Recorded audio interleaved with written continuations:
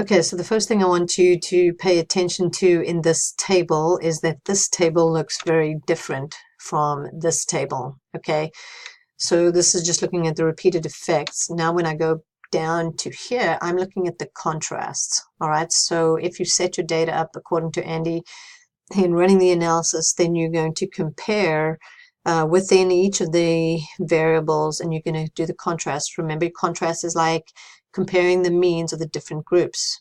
All right, so the first one we're going to look at here is just looks. All right, and if I look at my significance, it's telling us that there is a significant difference in the ratings between those who were attractive, unattractive, or average.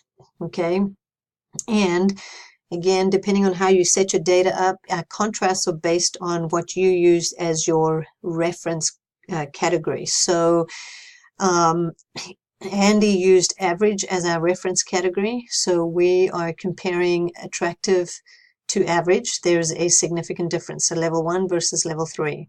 All right, so attractive, average, there's a significant difference.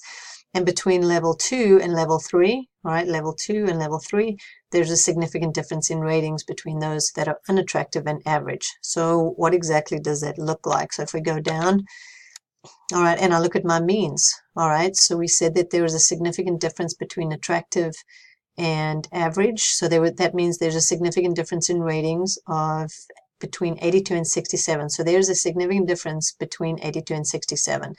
And between level 2 and level 3. So there was a significant difference between 55 and 67. All right, so this is just looks. So here you can see attractive significantly higher than average, and unattractive was significantly higher than your average. All right, so your graph here is giving you some indication of what those results mean. You always have to come back to the means, all right, because you're interpreting these means given the significant finding here.